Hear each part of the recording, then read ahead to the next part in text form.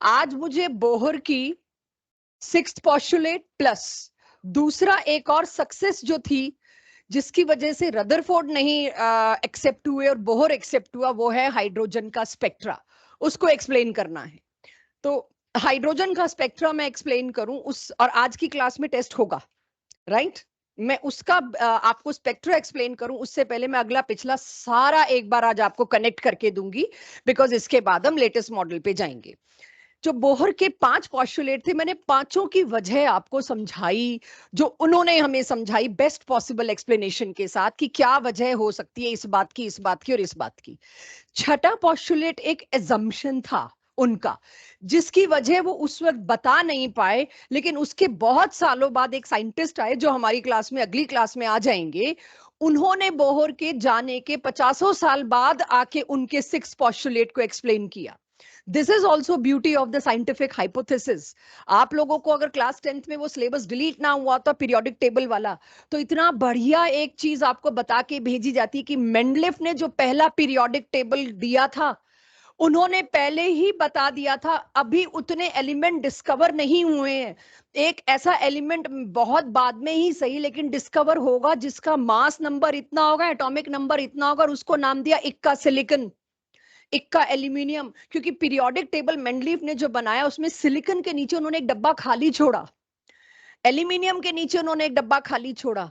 उस वक्त कितने लिमिटेड रिसोर्सेज के बावजूद भी उन्होंने ये स्पेस मेरे को दे दिया। अभी डिस्कवर नहीं हुआ, लेकिन पक्का आगे आने वाले 50-100 सालों में कोई ऐसे एलिमेंट डिस्कवर होंगे, अगर हम नेचर में साइंस को समझ पाए हैं सही, और उनकी जगह भी यही होगी। एंड सरप्राइजिंगली हुए। जितना उन्होंने मास उसका इमेजिन किया, एक्सपेक्ट किया, प्रिडिक्ट किया, जितना उन्होंने नंबर प्रिडिक्ट किया वो ही मिला। तो अब आप ये देखिए, ये एक कॉमन फीचर रहा कि आप पहले ही बता पा रहे हो आगे शायद ऐसा कुछ हो। आज मेरे पास उसकी वजह नहीं है, लेकिन लेटर ऑन मेरे को उसकी वजह मिल जाएगी।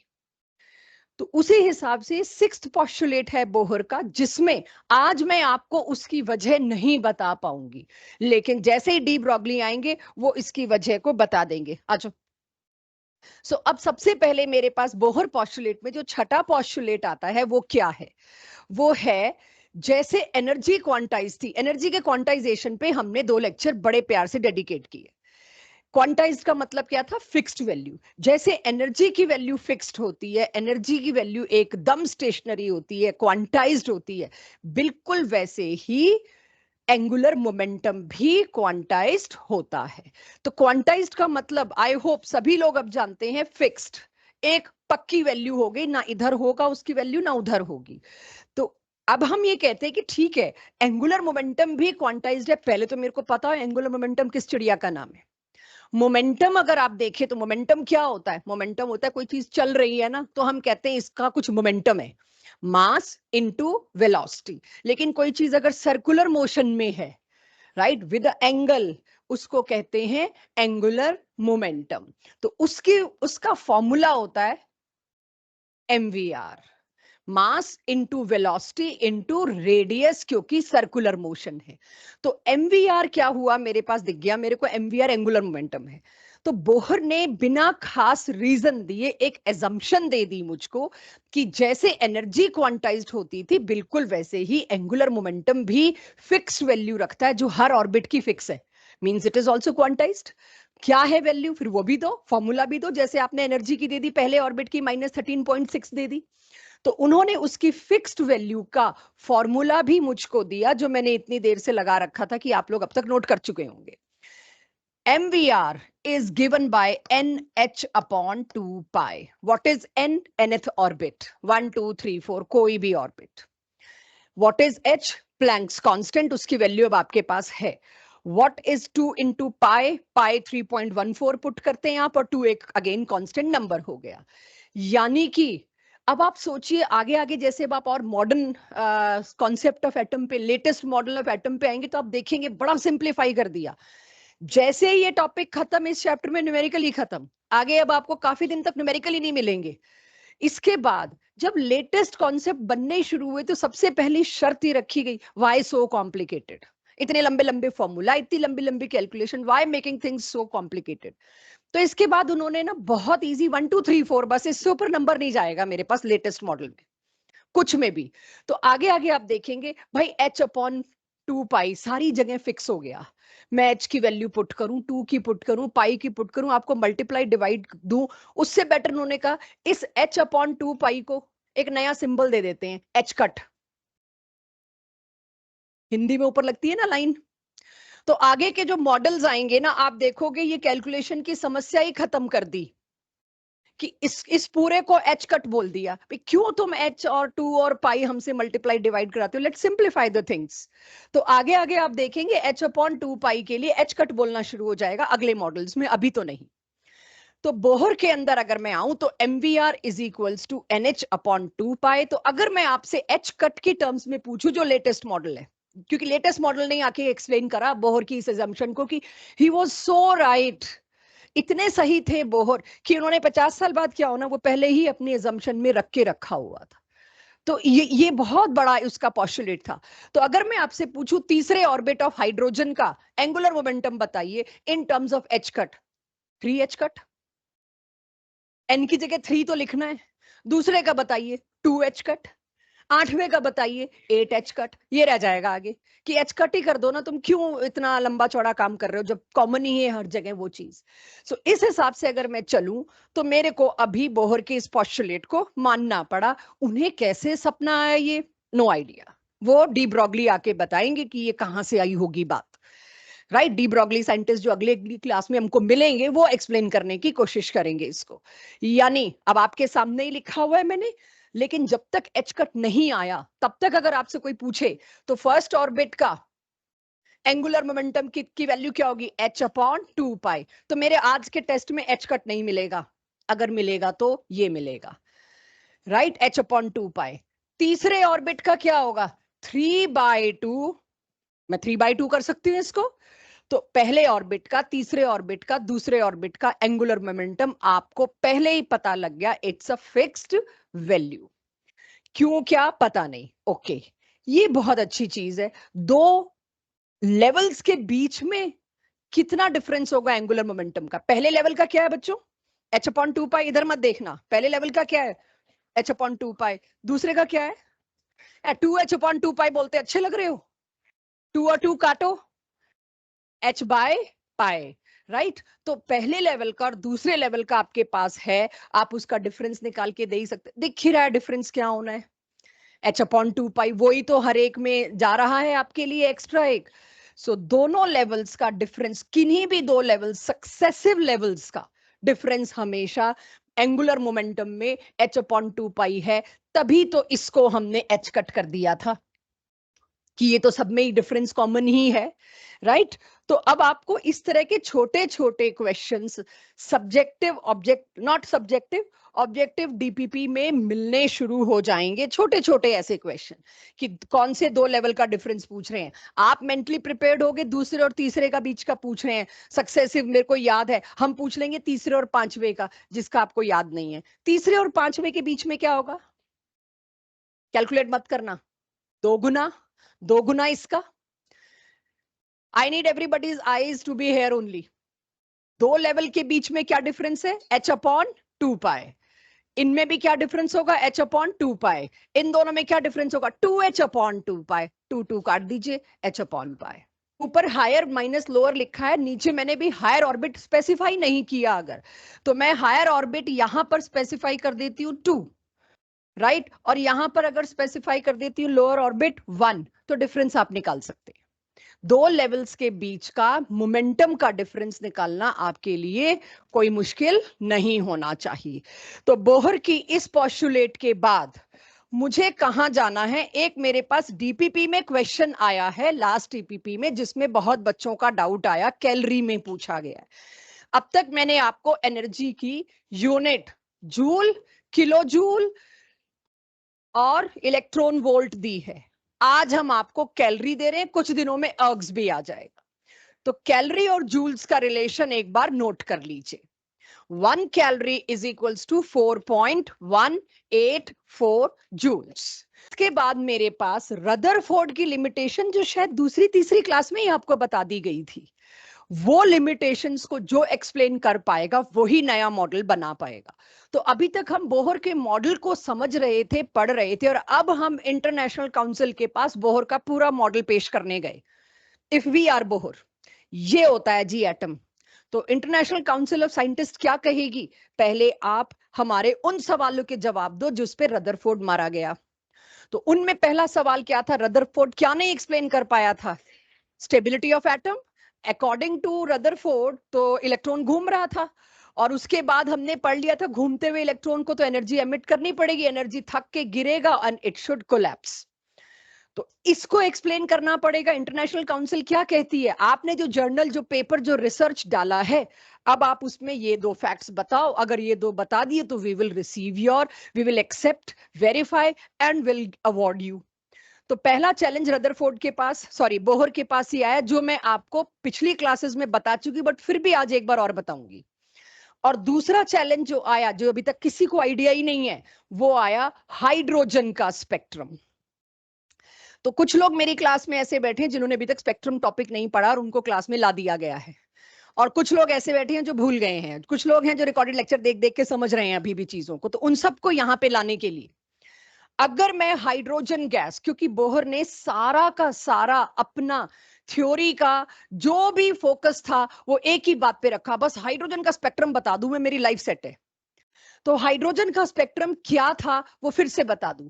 हाइड्रोजन गैस को हाईली वोल्टेज दे के हीट किया, हॉट H2, और हॉट H2 के लिए हम इस तरह की लाइंस इंडिकेट करते हैं, भाई ये एनर्जी रेडिएट कर रहा है H2, क्योंकि इसको बहुत हाई वोल्टेज दे के हाई एनर्जेटिक बना दिया। ऑलरेडी इतनी एनर्जी इसके अंदर आ गई कि इसने रेडिएट करना शुरू कर दिया। जब इसने एनर्जी रेडिएट करनी शुरू करी, उसको हमने एक प्रिज्म के थ्रू पास ऑन किया, जो रेनबो बनने में होता है। कुछ लोग लास्ट क्लास में भी पूछ रहे थे, तो मुझे लगा अभी भी ये बात की क्लैरिटी नहीं है, रेनबो बनाने में वाटर का क्या हाथ होता है? वाटर ड्रॉपलेट्स का। बारिश के बाद ही क्यों बनता है? Water droplets behave as a prism. तो अब मैंने क्या किया, इसके सामने प्रिज्म रखा। प्रिज्म रखते ही क्या हुआ, जो रेडिएशन यानी एनर्जी जो बंडल में बंद होके आ रही थी, प्रिज्म का काम होता है स्कैटर कर देना, उसको खोल के बिखेर देना। तो वो बिखर गई, और उससे बिखरने से क्या हुआ, उसके अंदर जितनी भी वेवलेंथ्स का गुच्छा आ रहा था वो अलग अलग हो गया। और वो जो बंडल वेवलेंथ्स का था वो डिटेक्टर ने डिटेक्ट किए, कौन कौन सी वेवलेंथ आई, इंफॉर्मेशन सीपीयू तक गई, कंप्यूटराइज पूरा हमारा जो पैनल है उस पे गई, और उसके बाद प्रिंटर पे गई, और प्रिंटर से एक पेज प्रिंट होके आया। वो पेज जो, अब आप ये ड्रॉ मत करिएगा क्योंकि आप सबके पास ये हो चुका है, जिन्होंने नहीं लगाई अभी क्लास, बैकलॉग चल रहा है, उनका ये होगा। तो वो पेज मेरे पास कुछ इस तरह से प्रिंट निकल के आया। मैंने क्यों ब्लैक कलर की वेव्स बनाई है? प्रिंटर मेरा ब्लैक एंड व्हाइट है, इंक उसमें ब्लैक है, तो ब्लैक ही प्रिंट होके आएगा। तो अब मेरे पास इतनी सारी वेवलेंथ्स, ये क्या है? वेवलेंथ्स। उस पूरी डिस्चार्ज ट्यूब में जो ऊपर मैंने हॉट हाइड्रोजन दिखाई, डिस्चार्ज ट्यूब में सिर्फ एक ही चीज थी, हाइड्रोजन। और हाइड्रोजन के एटम में क्या होता है? एक ही इलेक्ट्रॉन। उस एक इकलौते इलेक्ट्रॉन से यहां तक की सारी वेवलेंथ निकली, फिर एक गैप आ गया बीच में, यहां से यहां तक की सारी वेवलेंथ निकली, फिर गैप आया। गैप का मतलब क्या है? जहां की कोई वेवलेंथ उसने एमिट नहीं करी, कुछ गायब कर दी, एब्जॉर्ब कर ली होंगी। क्या हुआ मुझे कुछ नहीं पता, अंदाजे ही लगा सकते हैं अभी तो। फिर से गैप आया, और फिर कुछ, यानी हर थोड़ी दूरी पर मेरे को सेट ऑफ लाइंस मिलता गया। लाइंस, आई होप मेरी क्लास में बैठे हुए सब बच्चों को पता है, अ wavelength is called a line. अगर येलो कलर की वेवलेंथ 550 से 560 नैनोमीटर है, तो उसके अंदर 10 लाइंस हैं, तो 10 तरह के येलो के शेड्स हैं। तो लाइन मतलब वन वेवलेंथ, एक वेव जिसकी एक ही वेवलेंथ है। सो इस तरह से देखा गया तो ले दबा के डिफरेंट डिफरेंट सेट्स मिले, इतने सारे सेट्स, बड़ा ही इंटरेस्टिंग स्पेक्ट्रम आया। फिर इसको हमने क्या किया, छोटी मोटी जो पीक्स थी, जो सिर्फ आसपास की गर्मी की वजह से थी या आसपास के शोर की वजह से थी, उनको इग्नोर किया, रब किया, और हर लाइन को पूरा यहां पर मैंने लोकेट किया कि भाई नापो तो सही, ग्राफ ऐसे ही पढ़ते हैं, फिर लाइन खींच के नीचे की वैल्यूज लाते हैं आप। फिर इस ग्राफ को मैंने 90 डिग्री रोटेट किया। तो हैव अ लुक। जो लोग भी यहां नहीं देखेंगे आज की क्लास में, मेरे को थोड़ा बॉदरेशन होगा। ये टॉपिक टीचर के अलावा आप नहीं समझ सकते, चीज थोड़ी ऐसी है। तो जब इस स्पेक्ट्रम को मैंने ऐसे किया तो वो जो सबसे पहले वाला था वो ये सेट ऑफ लाइंस आ गया। अब बोहर की एक्सप्लेनेशन पे जाएं उससे पहले इस स्पेक्ट्रम के डिटेल पे मेरे को जाना है, फिर पूछ लूंगी बोहर से भाई एक्सप्लेन करो एक लाइन में। वो ऑलरेडी पोस्टुलेट में एक्सप्लेन कर चुके हैं। तो अब आप सोच लीजिए आप कहां पहुंच गए। इस स्पेक्ट्रम को पढ़ रहे हैं आज आप। बोहर और ये स्पेक्ट्रम का लिंक होता रहेगा। वो हेडेक मत लेना कि अब आएगा बोहर ने क्या कहा, अब आएगा। बोहर के 6 पोस्टुलेट आपको पता लग चुके हैं, वो कुछ और नया नहीं कहेंगे। लेकिन बोहर की थ्योरी में ये बात ऑलरेडी इंक्लूडेड है। ये कब पता चलेगा आपको? जब आप स्पेक्ट्रम पूरा पढ़ लेंगे।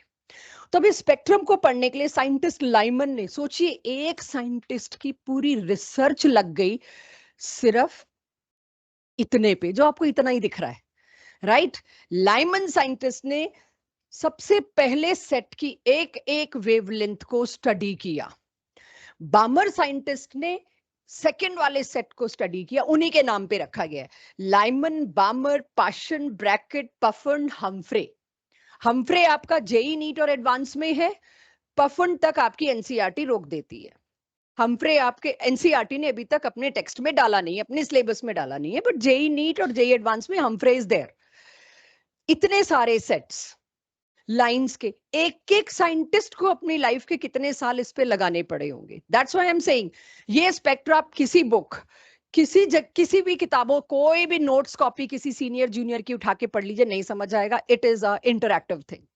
दैट्स व्हाई आई नीड थोड़ी देर के लिए सारे यहाँ, किसी को ड्रॉ करने की जरूरत नहीं है अभी। तो इतनी सारी लाइंस को पहले हम खुद तो समझें, फिर बोहर को बोलेंगे कि तुमने इसके बारे में कुछ बताया कि नहीं। रदरफोर्ड इतनी सारी एमिशन लाइंस को एक्सप्लेन ही नहीं कर पाए थे हाइड्रोजन में। हीलियम और लिथियम तो बहुत आगे की बात हो गई। तो रदरफोर्ड का दूसरा फेलियर। अब हम समझते हैं स्पेक्ट्रम और बोहर का अल्टीमेट सक्सेस। सो अब इस स्पेक्ट्रम को समझने के लिए बोहर ने कहा कोई बात नहीं, मेरे पास दोनों के रीजंस हैं। पहला रीजन, एटम स्टेबल है। क्यों स्टेबल है भाई? इलेक्ट्रॉन रिवॉल्व कर रहा है। और मैंने पहले ही, if I am Bohr, I am trying to be enough smart, enough intelligent, मैंने अपने पहले ही पॉस्टुलेट में ये बात कह दी। क्या कह दी मैंने अपने पहले पॉस्टुलेट में? इलेक्ट्रॉन फिक्स्ड ऑर्बिट्स में रिवॉल्व करता है। जब तक वो उस ऑर्बिट में रिवॉल्व करता है, ना तो वो एनर्जी एमिट कर सकता है, ना वो एनर्जी एब्जॉर्ब कर सकता है। क्योंकि उनको तो एक ही मिशन मिला हुआ था, ये बताना कि इलेक्ट्रॉन घूम कैसे सकता है। तो उन्होंने कहा जब इलेक्ट्रॉन कोलैप्स हो नहीं रहा, सारी तरफ देखूं, एयर हो, बुक है, बेंच है, वाटर है, सारे एटम स्टेबल है।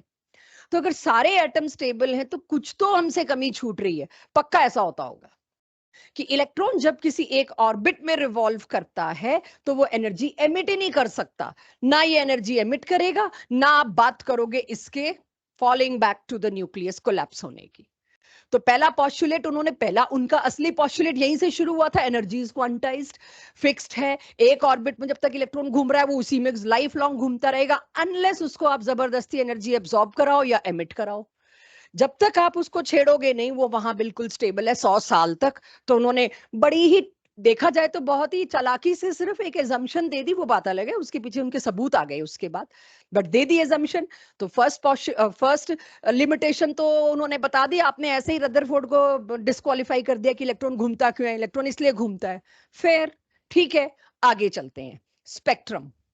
अब मैं, अगर कोई क्लास में अभी भी उसी बेंच पर स्लीपी फील कर रहा है, मेरे को दिख रहा है, can go and have water, या अपने हाथ से अपनी बॉडी को सपोर्ट देना बंद करिए, राइट। इस टोकना मुझे अच्छा नहीं लगेगा, बहुत बड़े बच्चे हैं आप लोग। लाइन स्पेक्ट्रम ऑफ हाइड्रोजन कैसे आया होगा? अब ध्यान से सुनिए, इसका रीटेक मत कराइएगा। आप सोच के देखो बच्चों, आपने एक डिस्चार्ज ट्यूब ली, उसके अंदर हाइड्रोजन गैस भरी, यही कर रहे थे हम, उसको हाई वोल्टेज दी। इस नजरिए से आपको कभी सोचने ही नहीं दिया हमने, क्योंकि यहां तक लाना था, रोका। अगर आप सोचते भी तो हम रोकते, इधर उधर पतली गली से निकल रहे थे हम, अगर कोई पूछ भी रहा था तो। हाइड्रोजन का सैंपल डाला इसमें, हाइड्रोजन गैस। मैं हाइड्रोजन गैस की चुटकी भर भी डालूंगी, 1 मोल तो उसमें होगा ही। थोड़े से में भी 1 मोल होगा, और 1 मोल का मतलब समझते हैं ना, एटलीस्ट इतने मॉलिक्यूल्स तो होंगी, 10⁻23। मैं ट्रिलियंस बोल के भी जान नहीं छोड़ा सकती, उससे भी बहुत बड़ा है ये, मिलियंस ऑफ मिलियंस कह लीजिए। इतने हाइड्रोजन एटम में अगर जरा सा हाइड्रोजन भी डाला है मैंने, तो इतने सारे एटम्स इस ट्यूब के अंदर घूम रहे हैं, हाई वोल्टेज एब्जॉर्ब करने पे मजबूर हैं, इनकी इच्छा नहीं थी, मैंने दी high voltage hot hydrogen gas. अब आप सोचो, चलो ये 10⁻23 तो थोड़ा ज्यादा लंबा चौड़ा बोझ है, लेकिन अब आप ये सोचिए इसके अंदर 10,000 हाइड्रोजन एटम्स भी होते, सिर्फ 10,000 हाइड्रोजन एटम्स भी होते, तो एक हाइड्रोजन एटम को अगर मुझे बहुत बड़ा बनाना हो बच्चों, तो मैं ऐसे बना सकती हूँ, आधा ही बनाऊंगी क्योंकि बहुत बड़ा बनाना है तो मेरे से सर्कल अच्छा बनेगा नहीं ना, और बड़ा बनाना हो तो, और अगर मेरे को इतने से हिस्से को मैग्नीफाई करना है तो ये हो जाएंगे ऐसे सीधी सीधी लाइनें। अगर मैं हाइड्रोजन एटम को बहुत बड़ा बनाना चाहूंगी तो मैं क्या करूंगी, ये है न्यूक्लियस, और ये इसका पहला ऑर्बिट, फिर इसका दूसरा ऑर्बिट, फिर इसका तीसरा ऑर्बिट, मैं इसको और मैग्नीफाई करूंगी, तो मेरे को स्ट्रेट लाइन बनानी पड़ेगी जब मैं और पे और मैग्नीफाई करूंगी। तो let me magnify this hydrogen atom in this way. सबको विजिबल है ये, पीछे वालों को खासकर? तो अब आप ये समझ लीजिएगा, यहां पर न्यूक्लियस था और मैंने स्फेरिकल, सॉरी, सर्कुलर के बजाय मैंने गलती से लेटेस्ट मॉडल की टर्म बोल डाली, which I should have avoided. Anyways, भूल जाओ, कुछ नहीं बोला।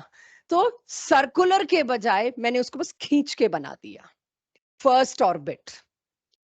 अगर ठंडी हाइड्रोजन होती, उसको आपने कोई वोल्ट, किसी को भी ना दिखी मुझे बताना, मेरे लिए कोई मुश्किल नहीं है, मैं इस ग्राफ को ऊपर कर दूंगी, इस डायग्राम को ऊपर कर दूंगी।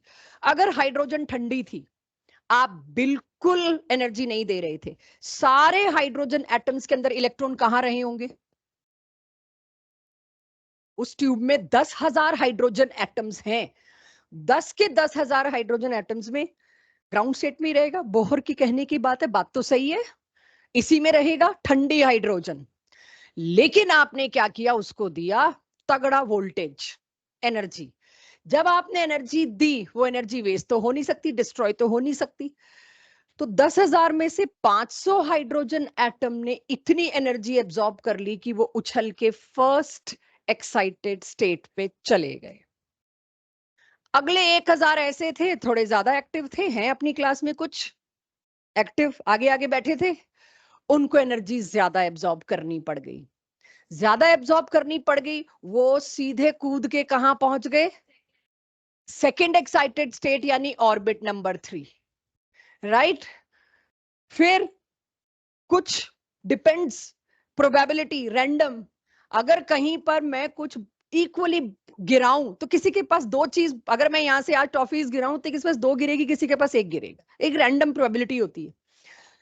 कुछ ऐसे थे जिन्होंने और ज्यादा एब्जॉर्ब कर डाली, वो कहां चले गए? चौथे पे। कुछ ऐसे 5वें पे, कुछ छठे पे, कुछ मेरे जैसे थे पहले ही ऊपर थे, जाने के इच्छुक, वो तो उनको एनर्जी मिली, वो किधर चले जाएंगे?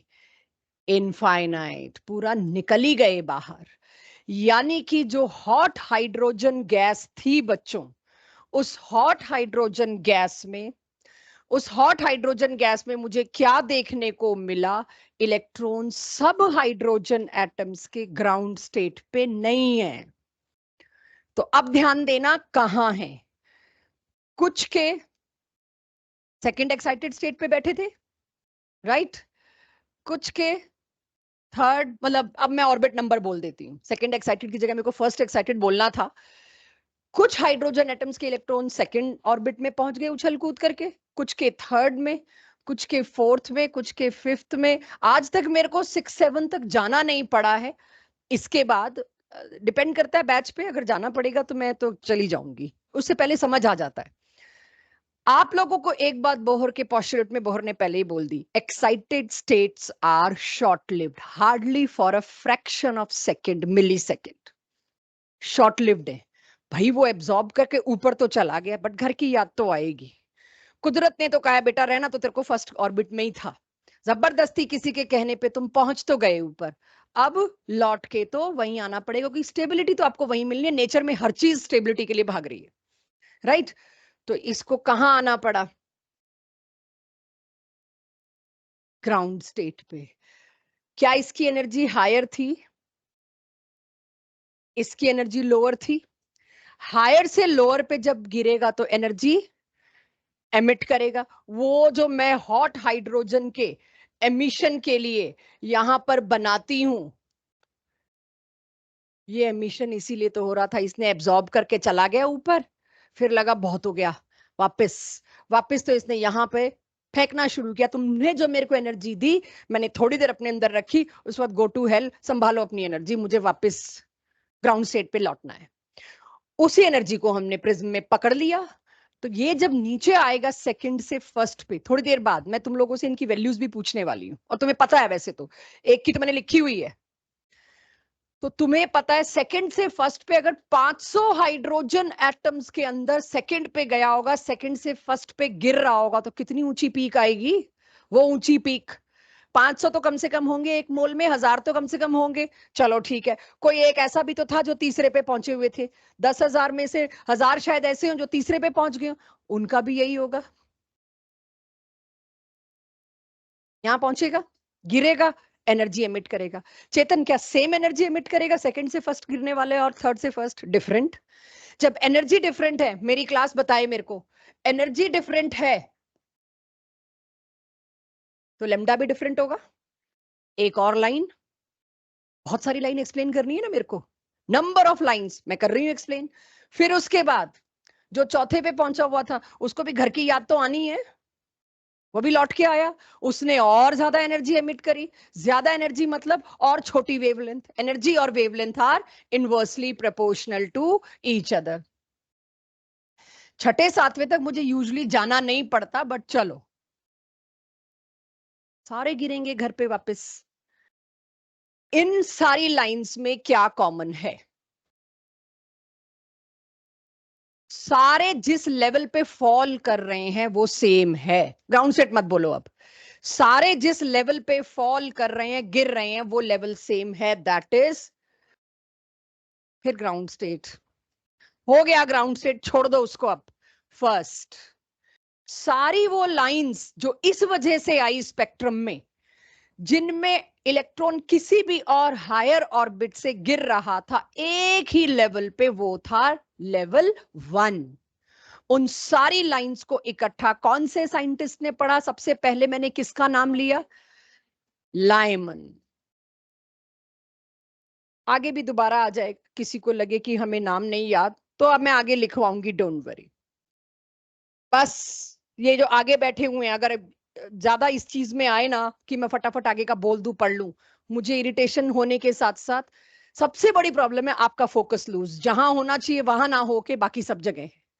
थोड़ी देर के लिए आप समझिए, इतनी देर से इस बात की भूमिका बना रही हूँ कि ये रीटेक नहीं चाहिए मुझे।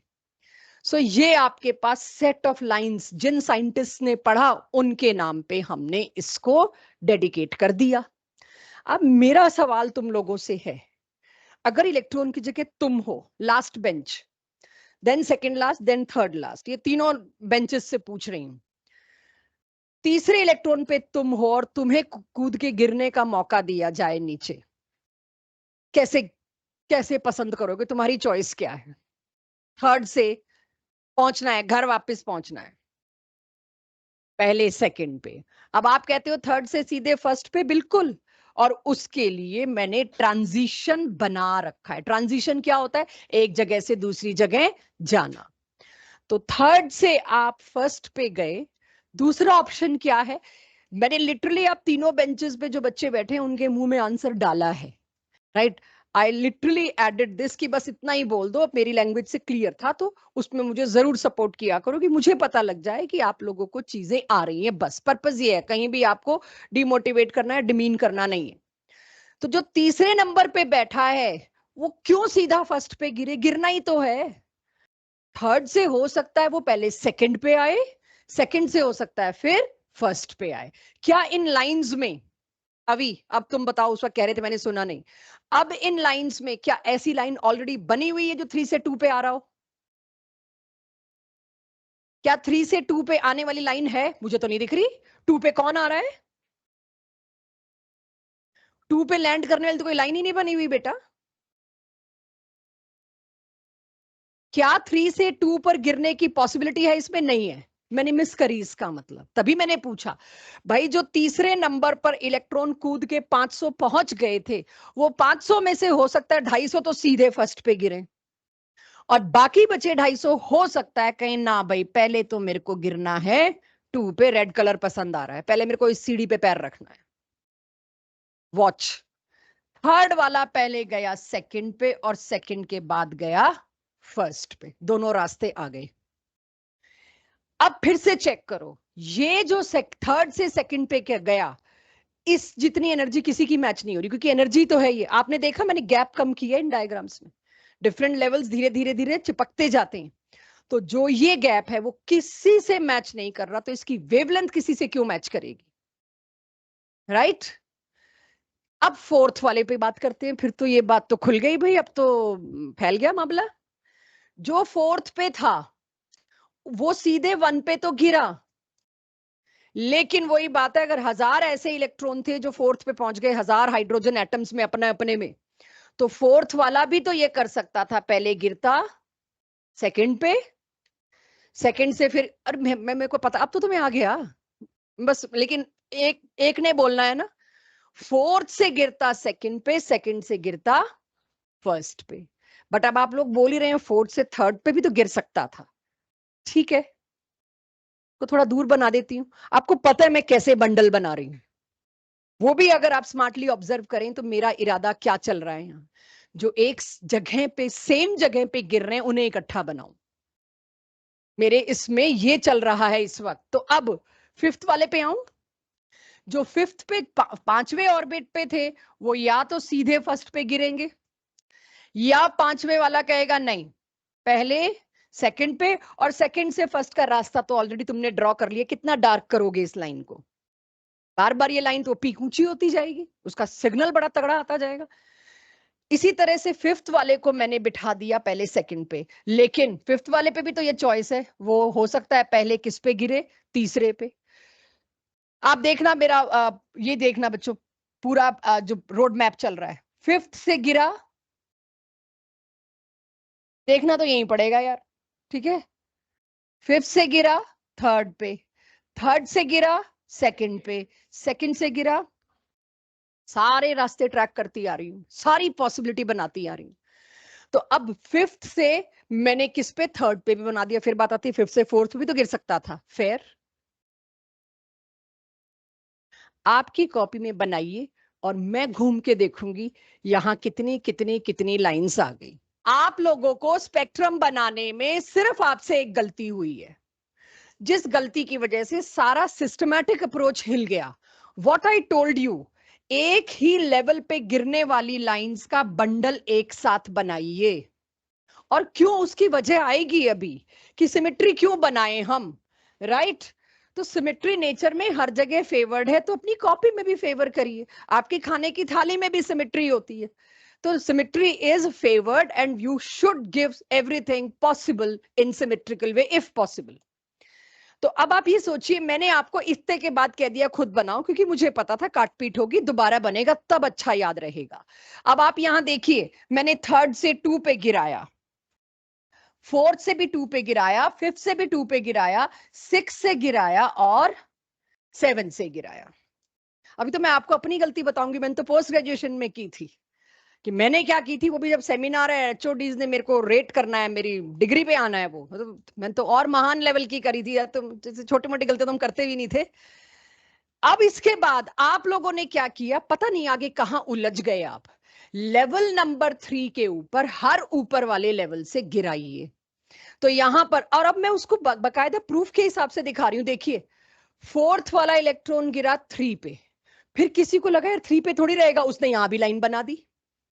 आई एग्री, वो 3 पे नहीं रहेगा, 3 से वो 1 पे आएगा, बट 3 से 1 की मैं लाइन ऑलरेडी बना चुकी हूं, I should not repeat it, ठीक है? तो आप लोग वो रिपीट करने में लग गए, 3 पे कैसे छोड़ दें उसको, 3 से नीचे की I have taken care of here, अपने आप आएगी, 3 से 2, 2 से 1 या 3 से सीधा 1। सिमिलरली मैंने अब ये देखा, लेवल नंबर 3 पे जो गिर रहा है, देखिएगा इसमें मैंने कितनी लाइंस दे दी आपको, 4 दे दी, अभी तो मैंने 7 बनाया था, इनफाइनाइट तक है ये, तो लाइंस का नंबर तो कितना भी बना लो, हम यूजुअली इतने सालों से स्पेक्ट्रम पढ़ा रही हूँ, 7th के बाद मुझे बनाना नहीं पड़ता, बच्चों को आ जाता। अगर कोई हम में से फैल गया नहीं आया तो मेरे को 8th और 9th की हेल्प लेनी पड़ेगी, मैंने स्कोप छोड़ा हुआ है ऊपर इतना, लेकिन इसके आगे आ जाता है बच्चों को। अब देखिए मैं कौन सा यहाँ पे बात खत्म कर सकती हूँ, चौथे लेवल पे भी गिर रहा होगा, तो चौथे लेवल पे कहां से कहां गिर रहा होगा, 5th से 4th, 6 से 4th, 7 से 4th। अब क्या पता 7 से कुछ इस पे गिर रहे हो, 6 से कुछ इस पे गिर रहे हो, तो अलग अलग सेट्स दिख गए। एक आखिरी और बना देती हूँ क्योंकि मेरे पास अभी 7 लेवल तक है, 7 से 6। इन सारों को मैंने एक साथ क्यों बनाया, क्योंकि जब हम इस स्पेक्ट्रम की वेवलेंथ निकाल के देखेंगे, और उसका मैं एक, जैसे आपने यहां किया उसका मैं एक बहुत अच्छा आपको अभी टेबल बनवाऊंगी जिससे आपसे कभी गलती नहीं होगी। ये सारी लाइंस बाय चांस एक ही जगह ऑफ स्पेक्ट्रम से आई, अल्ट्रावायलेट से। तो दो बातें कॉमन हो गई एक बंडल में। इसमें पहली बात कॉमन थी, सारी लाइनें वो थी जिसमें हायर लेवल से किस पे गिर रहा था, लेवल नंबर 1 पे। और ये सारा का सारा कहां मिले, इनका हिसाबदारा स्पेक्ट्रम में अल्ट्रावायलेट रीजन की वेवलेंथ थी ये सारी। लिखिए यूवी नीचे, सभी लोग लिखिए यूवी। और इस सीरीज को on the name of scientist Lyman हमने क्या नाम दे दिया, this is Lyman series. Lyman series falls in ultraviolet region in which lines are there from transitions from any higher level to level 1. अगर मेरी ये लाइन किसी को समझ आ गई जो मैंने बोली, मैं दोबारा बोलती हूँ, स्पेक्ट्रम समझ आ गया।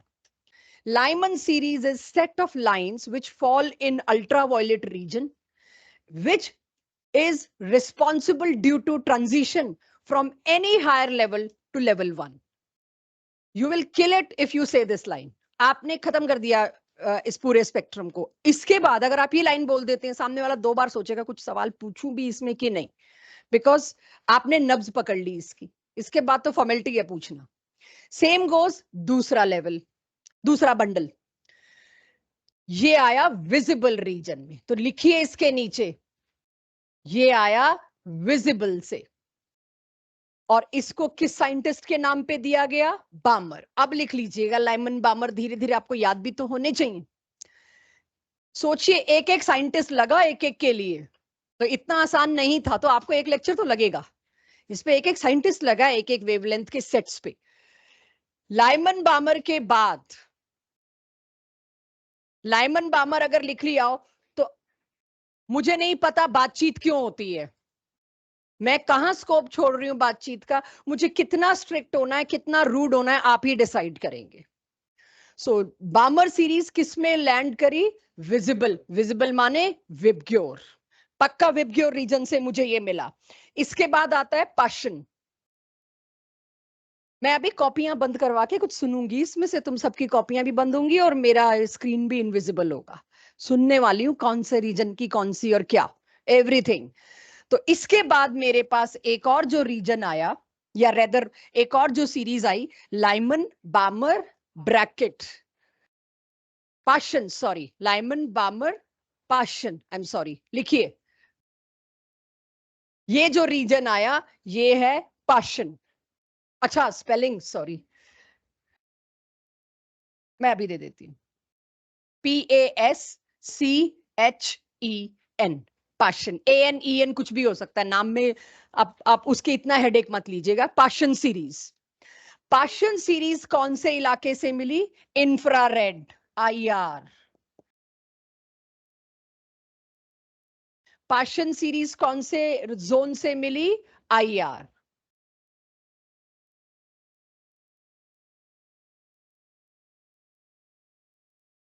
इसके बाद आ गया पाशन के बाद ब्रैकेट, खाली बी लिख दो, आप ब्रैकेट पूरा लिख लो। अगला जो टेबल बनेगा उसपे हम ब्रैकेट पूरा लिख लेंगे, ठीक है। 3 नाम यहां लिख लिए, 3 नाम वहां लिख लेंगे, बहुत घौच पौच ना हो जाए इसमें, बस इसीलिए। ब्रैकेट मिला वो भी IR, ब्रैकेट सीरीज बी लिखा है मैंने, ब्रैकेट जाना माना शब्द है आपके लिए, वो भी कहां से मिला मेरे को, IR से। ब्रैकेट के बाद है पफुंड, पफुंड, ये मेरे को मिला IR से, सारे IR से हैं उसके बाद वाले। पफुंड कहां पे मिला मेरे को? IR। और आखिरी कौन सा है? हम्फ्रे। हम्फ्रे सीरीज मेरे को मिली IR में भी सबसे एंड में फार, तो उसके लिए हम यूज करते हैं फार IR। IR का भी सबसे फार हिस्सा जो है, तो ये मेरे को मिलता है कहां पर? फार IR। IR stand for infrared. तो जिन लोगों ने भी स्पेक्ट्रम नहीं पढ़ा उनके लिए थोड़ा से शब्द IR UV उतने फ्रेंडली नहीं होंगे, बट धीरे धीरे आ जाएगा।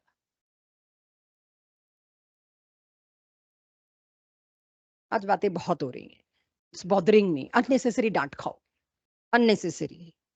देखो पीछे भी बातें हो रही है, पर पहले तुम काबू में आओगे क्योंकि तुम आगे बैठे हो। आगे बैठने की कॉस्ट होती है एक, कि बात नहीं कर सकते जी। एवरीवन, अब आपको ये याद होना चाहिए, देख लो एक बार अपनी कॉपी में या बोर्ड में, मैं करा रही हूं बंद कॉपीज, और 4-5 सवाल नाम लेके पूछूंगी और चाहिए मेरे को जवाब। My question is Brackett series. Kartik, Brackett series कौन से रीजन में मिलती है? इतनी देर IR, इज ही राइट? सारे IR थे यार विजिबल के बाद वाले, तो इतनी देर मेरा डायलॉग सुनने का मौका क्यों दिया तुमने? प्रेजेंस ऑफ माइंड नहीं था उस वक्त, क्योंकि रिलैक्स्ड बैठे थे। तो आपका दुश्मन आपका आराम सबसे ज्यादा होगा। मैं क्या पूछ लूंगी, सारे तो IR वाले हैं, तो तुम्हें तो मौका दिया था, लूज बॉल थी, छक्का मारना चाहिए था। ये तुम बोल्ड हो गए यार। ओके, IPL का टाइम है ना, तो वो टर्मिनोलॉजी मुझे यूज करनी पड़ेगी। नाउ मुझे बताइएगा, बामर सीरीज में ग्राउंड लेवल कौन सा है? 2, इज ही राइट? बामर सीरीज पे फॉल, जिसपे ग्राउंड लेवल, अगर पकड़ाओ मेरी बात को, आप लोग इस पे ये नहीं फैल सकते कि ग्राउंड स्टेट तो हाइड्रोजन की 1 होती है। मैंने कब कहा हाइड्रोजन? मैंने बामर बोला। बामर के लिए ग्राउंड कौन सा है जिसपे वो गिर रहा है? बामर के लिए ग्राउंड फिक्स है, 2 पे ही गिरेगा। लाइमन के लिए ग्राउंड कौन सा है? हम्फ्रे के लिए ग्राउंड कौन सा है? 7 के 6। मैंने इसीलिए 7 तक बनाया था कि हम्फ्रे की एक लाइन आए बस, 7 से 6। तो सबसे पहले लाइमन था, उसका ग्राउंड क्या था? 1। इसीलिए अगर एक सीरीज में याद कर लो तो 1 2 3 4 5 6 ही तो याद करना है, कि लाइमन के लिए 1 तो बामर के लिए 2। तो अब अगर आपके पास न्यूमेरिकल आएगा तो ये स्पेक्ट्रम छाप के नहीं देंगे आपको, जो आएगा वो मैं बता ही रही हूं आपको। बट दिस इज हाउ एक एक लाइन का हिसाब मेरे पास आ गया, कि हम आज ये बताने लायक हुए। रदरफोर्ड जो नहीं बता पाए थे, ये एक इलेक्ट्रॉन की वजह से नहीं आई है लाइंस, ये हजारों एटम थे हाइड्रोजन के, उसमें हजारों इलेक्ट्रॉन्स थे, उनके डिफरेंट डिफरेंट फॉलिंग बैक से आई। अब मुझे ट्रस्ट होता है बोहर की बात पे। अब मुझे समझ आता है बोहर को कहां से सपना आया था क्वांटाइजेशन ऑफ एनर्जी का। तो अब सुनिए, पहले ये स्पेक्ट्रम आया, पहले आए Lyman, Balmer, Paschen, bracket, पफुंड, Humphrey. उस डिटेल को पढ़ के बोहर का सिर घुमा। इस सारे को एक्सप्लेन कोई और नहीं कर पा रहा था, तो आपको पढ़ाया बाद में गया, लेकिन Lyman, Balmer, Paschen, bracket, पफुंड, Humphrey series पहले आ चुकी थी।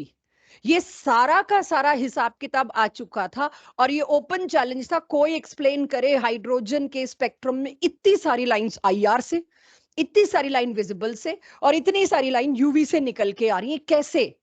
देन बोहर थॉट मुझे कुछ तो करना पड़ेगा। तो उन्होंने कुछ करने के लिए क्या क्या सोचा? पक्का एनर्जी के कुछ लेवल्स होते होंगे क्वांटाइज्ड, और उनकी कुछ पक्की वैल्यू होती होगी। उन्होंने वैल्यू कहां से निकाली होगी? चोर रास्ता देखिए। हम अभी तो, आप लोग मेरे से पूछते हैं कि उन्होंने कैसे निकाला, तो मैं क्या कहती हूँ, नहीं बता सकते। चोर रास्ता देखिए, उन्हें पहले ही पता था एक एनर्जी का एक इतनी वेवलेंथ की लाइन है। अब उनको इतनी वेवलेंथ की अगर लाइन बतानी है, और ये तो पहले आया हुआ ही था, प्लैंक्स तो पहले चल ही रहा था।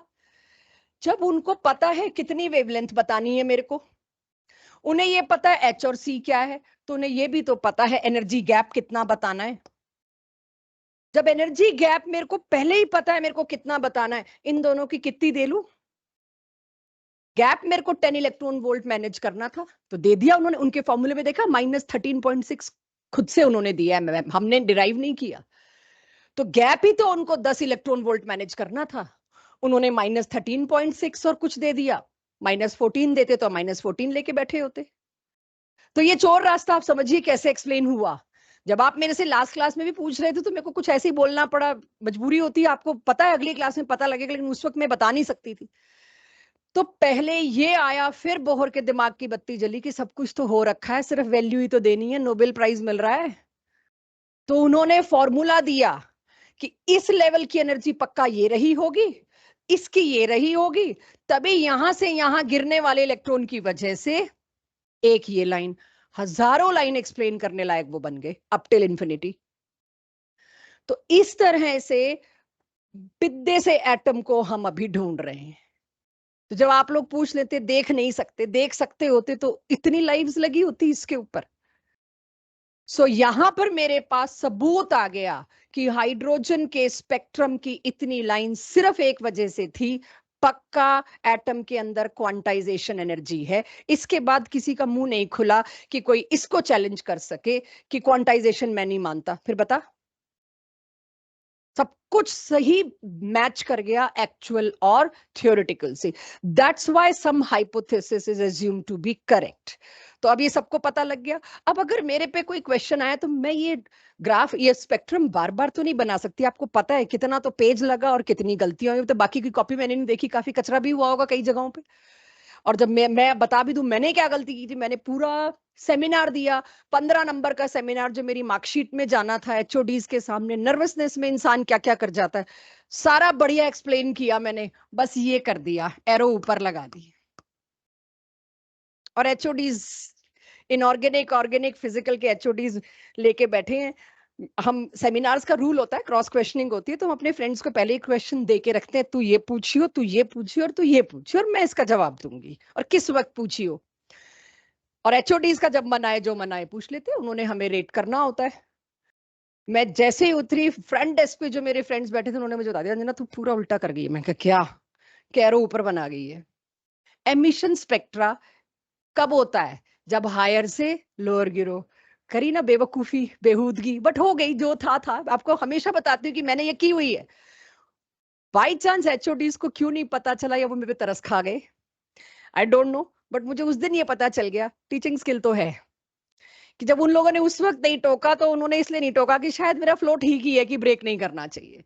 So that's why always say, आप लाइफ के किसी भी मुकाम पे कभी भी कुछ करेंगे, पहले आपको सब्जेक्टिव स्किल चाहिए होगा, किसी को समझाने लायक होंगे तब आप खुद समझ पाएंगे। सो हाइड्रोजन का स्पेक्ट्रम अगर स्कूल में आया, बनाना पड़ेगा। अब इसको शॉर्ट में करते हैं, इतना स्पेक्ट्रम में एरो एरो तो नहीं बना सकती।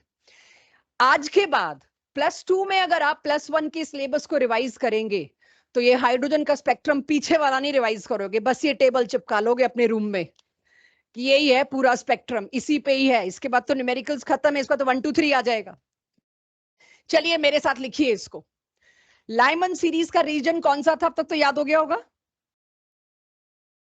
UV, ultraviolet. लाइमन सीरीज में एक छोटी सी चीज समझ लेना बच्चों, उसके बाद तो आप कर लोगे। जिस पे गिर रहा है वो लोअर लेवल है ना, वो नीचे एनर्जी वाला है ना एवरीवन। जिस पे गिर रहा है, फाइनल तो, अब फाइनल इनिशियल के टर्म्स को बदलना पड़ रहा है किताबों की वजह से, मेरा मन तो फाइनल इनिशियल था बोलने का, लेकिन जिस पे गिर रहा है फाइनल, उसकी एनर्जी लो है, वो नीचे है, इसीलिए उसको बोला गया N1। जिससे गिर रहा है वो हमेशा ऊपर है, उसको हम बोल रहे हैं इनिशियल, उसको बोला जा रहा है N2। अब लाइमन सीरीज में किस पर गिर रहा है? 1 पर। कहां से गिर रहा है? अभी अभी 2 मिनट रुक के बनाना बच्चों, एक लाइन समझ लो, फिर तुम ही बनाओगे, मैं तो खड़ी रहूंगी साइड में।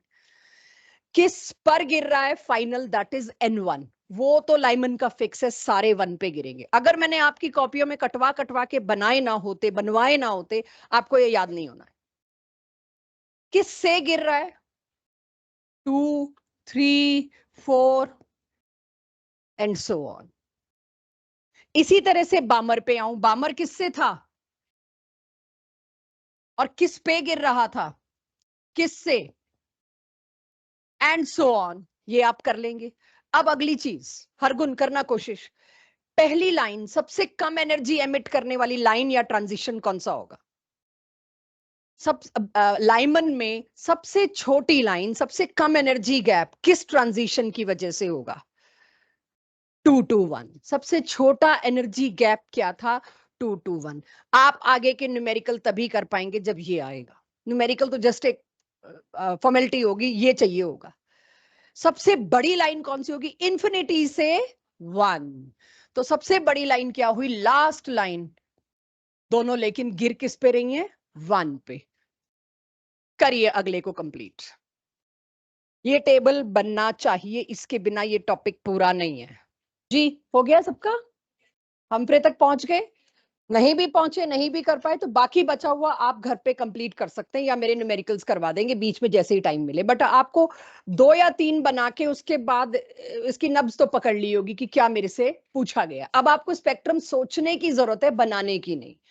तो लेट्स स्टार्ट। अब एक एक लाइन के बारे में मुझे अगर पढ़ना है, मुझे इसके ऊपर कुछ क्वेश्चन आंसर करने हैं, तो क्या अब मुझे सारे यही चाहिए? कर लेना कंप्लीट आराम से, यू हैव टाइम, ऐसी बात नहीं है, बीच में मिल जाएगा।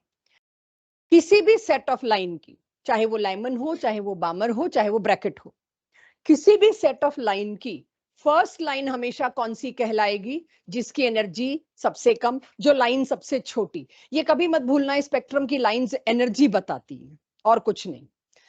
तो कोई भी सेट की फर्स्ट लाइन में बात करूं तो आपको एकदम से यही बताना है कि कहां से कहां गिर रहा है। तो जो भी लाइमन हो, बामर हो, ब्रैकेट हो, वो सबसे छोटी एनर्जी गैप की बात कर रहा है। एग्जांपल्स में आएगा भी। उसमें मुझे पता है जो एनर्जी गैप है जिसका सबसे कम है, उसकी वेवलेंथ क्या होगी? सबसे ज्यादा। हाईएस्ट वेवलेंथ वाली लाइन, लोएस्ट एनर्जी वाली लाइन हमेशा पहली लाइन होगी। Reverse is this. सबसे ज्यादा एनर्जी, जिससे ज्यादा एनर्जी किसी सेट में हो ही नहीं सकती, लिमिट है वो, इसीलिए उस लाइन को क्या बोला गया? Limiting line. लिमिटिंग लाइन वो जिसकी एनर्जी हाईएस्ट, फ्रीक्वेंसी हाईएस्ट, लेकिन वेवलेंथ लोएस्ट। इसी तरह से अब इसी बात को मैं, क्योंकि एक सीरीज के साथ लगाना है, लाइमन सीरीज। लाइमन सीरीज कौन सी है? सबसे पहले वाली। उसकी अगर कोई मेरे से फर्स्ट लाइन मांगे तो क्या होगी? 2 से 1। कोई मेरे से उसकी लास्ट लाइन मांगे तो क्या होगी? इन्फिनिटी से 1। बाकी आपको पता है। तो ये मेरे लिए जो अभी हम स्पेक्ट्रम पढ़ रहे हैं उसका actual conclusion needed is this. क्योंकि जो पीछे टेबल बनाया वो भी आपको ऑलमोस्ट याद सा ही हो गया, आपको वो भी नहीं चाहिए। Actually I need this, I will be in need of this. ये सबके पास होना चाहिए। किसी भी सेट ऑफ लाइन की लोएस्ट और हाईएस्ट एनर्जी या लिमिटिंग लाइन और सबसे लंबी वेवलेंथ की लाइन, ये सारे में घुमाएंगे और कुछ नहीं है इसमें हमें घुमाने को। हाइड्रोजन के स्पेक्ट्रम में बहुत सारी लाइंस आई हुई थी। उन्होंने क्या स्टडी किया? उन्होंने लाइन स्टडी करी, बस ये 1 2 3 4 5 6 उन्होंने नहीं दिया। ये 1 2 3 4 5 6 बोहर के बाद मुझे पता चला कि एटम में है। लाइमन और बामर तो ये बता के चले गए कि भाई हाइड्रोजन के स्पेक्ट्रम में ना एक सेट ऑफ लाइन ऐसा था, जिनकी सुनना पूरा, जिनकी जितना समझ सको, जो सारे के सारे अल्ट्रावायलेट में आ रहे थे। बामर बता के चले गए विजिबल वाला भी था, आपने देखा नहीं जी। फिर बाकियों ने अपना अपना बताया। ये लंदन में बैठा है तो ये न्यूयॉर्क में बैठा है तो ये दिल्ली में बैठा है। अपने अपने उन्होंने वेवलेंथ इकट्ठे करके कि इसमें मेरे को तो ये वाली वेवलेंथ नजर आई और एक काउंसिल में डाल रखा है। फिर बोहर ने वो टुकड़े जोड़े और उसको इस तरह से दिया। तो यहां पर आपके पास अब मेरे को सीधा साधा इसके इवैल्यूएशन पार्ट, कैलकुलेशन पार्ट पे जाना है। सभी के पास, क्लास में बैठे हुए सभी बच्चों के पास बोहर का ये फॉर्मूला है। Am I right?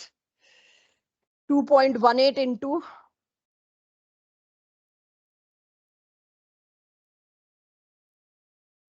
this, everyone is having this formula, keep it aside। सिर्फ स्पेक्ट्रम की बात करूं, बोहर, आप ये सोचो बोहर ने भी ये फॉर्मूला कैसे निकाला होगा, वो भी आपको अब तो पता चल ही गया उसने कैसे निकाला।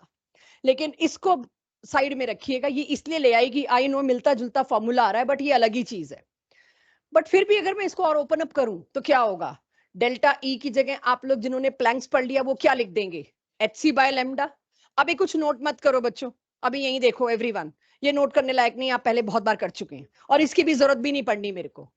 ये यूज करने से रोकना है, इसीलिए बता रही हूं कि आपको पता रहे ये यूज नहीं करना। हम सबको पता है आप ये यूज कर सकते हो।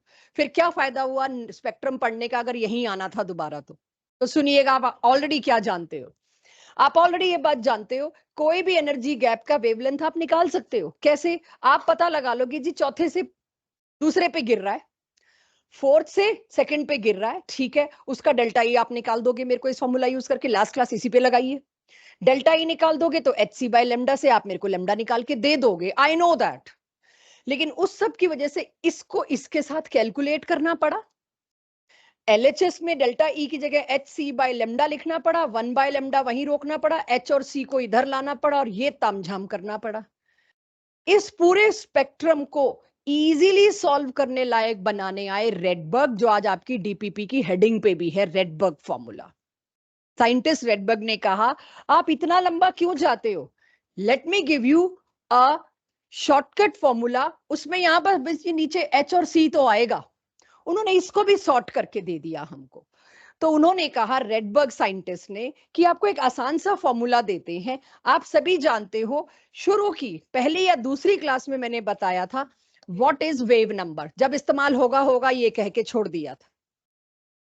वेवलेंथ के रेसिप्रोकल को कहते हैं वेव नंबर मैथमेटिकली। तो ये मेरे पास आया wave number. Rydberg formula use करना है, ऊपर की इतनी खराब कैलकुलेशन को कितना आसान कर रहे हैं, चेक। 1 बाय लेमडा, इस रेडबर्ग में वो सारा है आर एच के अंदर, वो 2.18 डिवाइडेड बाय एच इंटू सी, वो सारा इकट्ठा उन्होंने मल्टीप्लाई डिवाइड करके अपने नाम का कांस्टेंट दे दिया, रेडबर्ग कांस्टेंट आर एच, क्योंकि हाइड्रोजन की बात चल रही थी इसलिए H. 1 by lambda is equals to R H 1 upon n1 square minus 1 upon n2 square. n1 क्या था? Lower level. Please initial final से बचिएगा, उल्टा हो जाएगा मामला। n1 मेरी मजबूरी थी, रेडबर्ग ने इसको n1 दिया, मेरी मानी नहीं, वरना मैं इनिशियल फाइनल पे लेके आती कि बच्चों को दिक्कत होती है। उन्होंने कहा देखी जाएगी, जिनको दिक्कत होगी वो सुधरें, बढ़ना तो ऐसे ही आगे। n1 है लोअर लेवल जिस पे गिर रहा है, n2 है हायर लेवल जिससे गिर रहा है। तो अब देखिए, मैंने n1 के नीचे लोअर और फाइनल दोनों लिख दिया आपके कंफर्ट के लिए, लेकिन क्वेश्चंस और किताबों में ये नहीं होगा। सिमिलरली n2 क्या था? जहां से गिर रहा है, इनिशियल या हायर। इसको नोट करिए, रेडबर्ग कांस्टेंट RH की वैल्यू मैं एक्सप्लेन करती हूं, पहले फॉर्मूले को n1 n2 संभाल के नोट कर लीजिए, फाइनल इनिशियल अवॉइड करिएगा, ये और नोट करते रहिए। रेडबर्ग कांस्टेंट की वैल्यू ये थी 109677 सेंटीमीटर इनवर्स, इतनी बड़ी वैल्यू। तो उसको सही तरीका क्या दे दिया हमको, आप स्टैंडर्ड नोटेशन में कन्वर्ट कर दो 10 की पावर्स में, तो क्या बन गया 1.09 इंटू 10 की पावर 5। 1.09 को 1 यूज करेंगे हम सारे में। अब रेडबर्ग कांस्टेंट की वैल्यू क्या हो गई? 1 इंटू 10 की पावर 5। इससे आसान कोई कांस्टेंट हो सकता है मेरे लिए? 1 इंटू 10 की पावर 5 तो है ही, उसको तो मैं रोक ही नहीं रही। तो सभी लोग, रेडबर्ग कांस्टेंट की वैल्यू न्यूमेरिकल में अब आपके पास आएगी, आपको 1 इंटू 10 की पावर 5 करना है। सी आपको 1 2 3 के अंदर ही ला दिया, लेवल्स तो पहले ही 1 2 3 4 है, और कांस्टेंट भी 1 ला दिया। तो आपकी कैलकुलेशन अब जितनी थी वो सब खत्म कर दी, अब आप कह नहीं सकते न्यूमेरिकल हो नहीं रहे। थोड़ी सी दिक्कत रहेगी आज के बाद तो लेटेस्ट मॉडल ने ये भी हटा दिया कि सारी बकवास है, साइड में रखो इसको। सो अब आप ये देखिए, छोड़ दो पेन, 1 मिनट को छोड़ दो, गलती यही करोगे तुम वरना। सेंटीमीटर इनवर्स का क्या मतलब? वेव नंबर था ना नीचे, इस पे मैं आपकी पूरी एक क्लास लगा चुकी हूं, इसलिए आपको दिक्कत आएगी नहीं, बट लेट्स रिवाइज। इनवर्स का मतलब क्या होता है? सेंटीमीटर नीचे है। अगर कल को मुझे क्वेश्चन में wave number, wave length sorry, metre में मांग ली तो मैं क्या करूंगी? तो मेरे को सेंटीमीटर को किस में कन्वर्ट, इस पे काफी गलती करते हैं बच्चे, सेंटीमीटर को मीटर में कन्वर्ट करना बच्चों वाली बात है, हम कर लेंगे, लेकिन वो बच्चों वाली बात में भूल जाते हैं, सेंटीमीटर ऊपर नहीं है, सेंटीमीटर नीचे है। इस सेंटीमीटर को मीटर में कन्वर्ट करने के लिए इसको आप किससे डिवाइड करोगे? 100 से, तो 100 ऊपर आएगा। यूजुअली सेंटीमीटर को मीटर में डिवाइड करना है, नीचे 100 कर देते हैं, ये भूल जाते हैं इसकी पावर इनवर्स है, ये नीचे है। सो सेंटीमीटर इनवर्स को मीटर में कन्वर्ट करने के लिए जो मैंने कर रखा है, प्लीज उसे संभालिए, लिखिए। और अब आंसर मेरा क्या आएगा? 1 इंटू 10 की पावर 7 अगर कोई मेरे से मीटर में मांगे, 1 इंटू 10 की पावर 5 अगर कोई मेरे से सेंटीमीटर इनवर्स में मांगे। रेडबर्ग कांस्टेंट की वैल्यू, सबसे अच्छा कांस्टेंट आपको ये मिला है, जिसकी वैल्यू ही 1 हो गई अप्रोक्सीमेटली। 1.09 सामने वाले को बताने के लिए लिख दो, कैलकुलेशन में बचो, लिख देना कि जब आप स्कूल पेपर में करते हो तो 1.09 लिख के अच्छा लगेगा। यूज करो कि तुम्हारी मर्जी है, कोई खास फर्क आएगा इन आंसर में। डेसिमल की दूसरी तीसरी डिजिट तक फर्क आना है, तब तक तुम्हारा आंसर वैसे ही रुक लेता है। ठीक है, आ गया रेडबर्ग कांस्टेंट। अब क्लोज करूं मैं रेडबर्ग कांस्टेंट, यानी आज के बाद हाइड्रोजन स्पेक्ट्रम के इस हिस्से को रेडबर्ग के नाम से जाना जाएगा। असली तो आसान उन्होंने किया मेरा काम। और क्या आसान किया काम, सारे देखो भाई इस फॉर्मूले को, और अभी मेरे को बताओ बिना पेन पेपर खास इस्तेमाल किए, थोड़ा सा इस्तेमाल कर लेना, ज्यादा नहीं। मुझे वेव नंबर बताइए। पहली सीरीज कौन सी थी अपनी, लाइमन। लाइमन की फर्स्ट लाइन का वेव नंबर बताना। आरएच की जगह 1 × 10⁵ पुट कर लो, पेन अवॉइड करना। लाइमन की पहली लाइन का वेव नंबर बताओ। लाइमन की पहली लाइन का वेव नंबर बताना है। पहली लाइन मतलब क्या, 2 पे गिर रहा है। 2 स्क्वायर का मतलब क्या, 4। सॉरी, फाइनल किस पर गिर रहा है।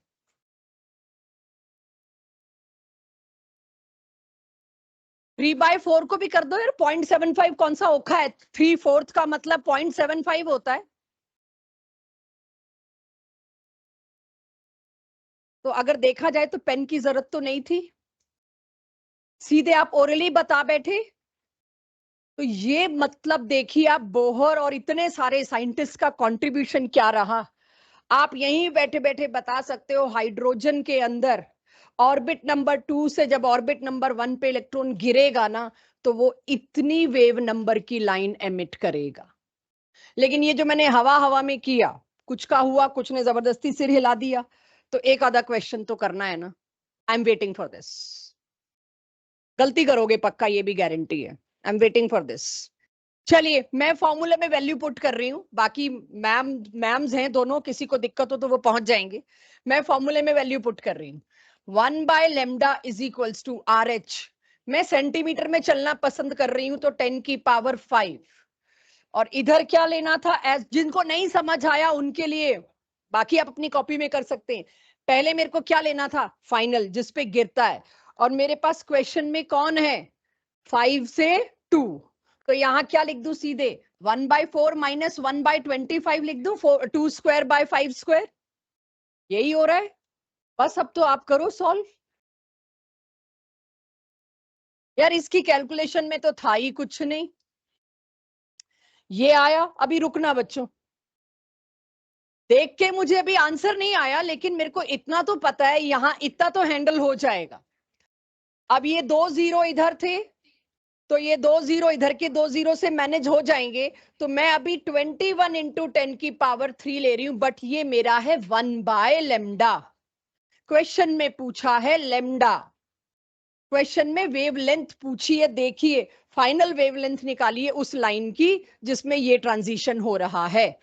तो आपके सामने मैंने कैलकुलेशन किया, इट सीम्स वेरी इजी। तो लेमडा कितना होगा, लेमडा विल बी 1/21 × 10⁻³ कर दूं, 3 से ऊपर आया -3। 1/21 करने लायक मेरे बच्चे हैं, मुझे लगता है कर लेंगे। कितना, 4 पॉइंट समथिंग तो आएगा। 10⁻⁻, -4 क्यों, 5 आएगी यार। ये डिवाइड करना सीख लेते हैं चलो। एक पॉइंट के बाद एक जीरो, कुछ नहीं हुआ, फिर एक और जीरो, तब जाके 20 इससे 4 से जाएगा।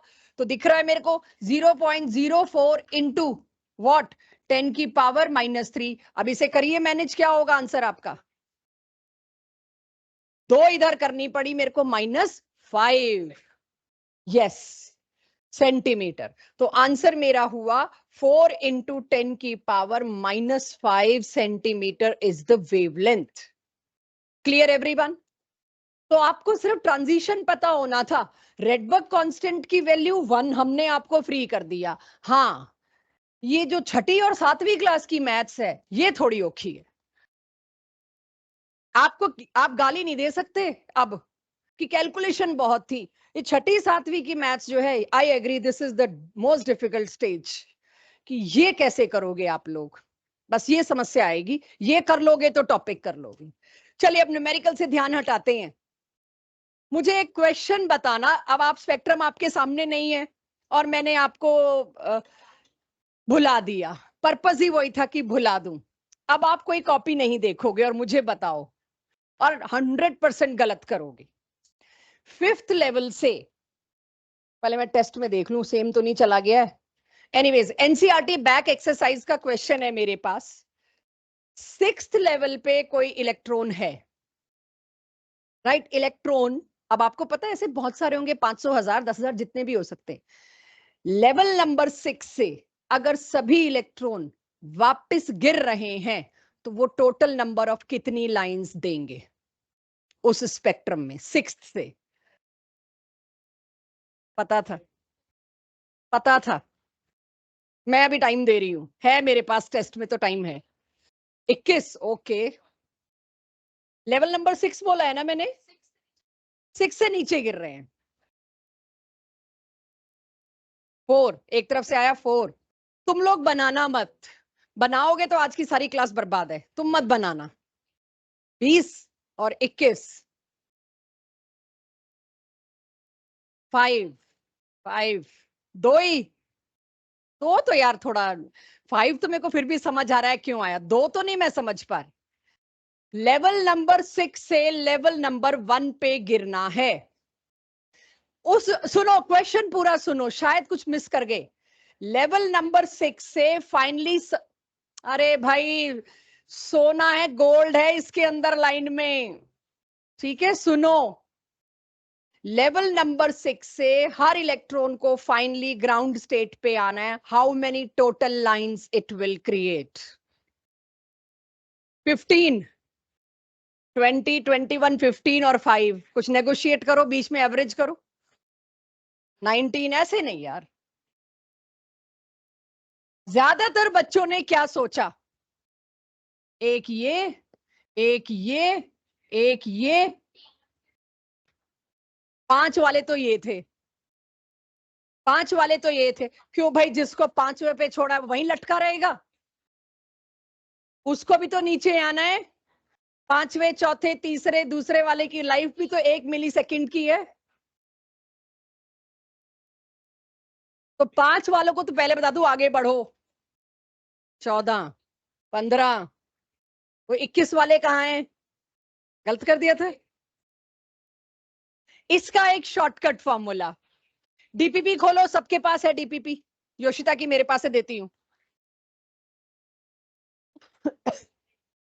आज की बातें नहीं, बातें नहीं, कोई यार कोई अच्छा सा क्वेश्चन पूछू, तुम लोग बातें बहुत करने लग जाते हो, फिर मेरे को लगता है ना ही पूछा होता। क्वेश्चन नंबर 6 का ऑब्जेक्टिव, ऑब्जेक्टिव में नीचे क्वेश्चन नंबर 6 देखिए, उसमें एक शॉर्टकट फॉर्मूला दे रखा है, यही इसका करेक्ट आंसर जो है, मैं आपको इसका करेक्ट आंसर बता रही हूं, और वो इसलिए बता रही हूं ताकि आपको ये फॉर्मूला अभी कॉपी में लिखना है। It's correct option is option A. Objective question 6 में जो ए ऑप्शन है वो है शॉर्टकट फॉर्मूला। अभी तो मैंने पूछा और इतनी गिनतियों के बाद आपका आया, मैंने लेवल नंबर 7 से पूछ लिया तो आप तो गए थे, 15 के बाद कैसे सोचते? 20 आता, 21 आता, जो भी आता, it is time consuming and little Messi.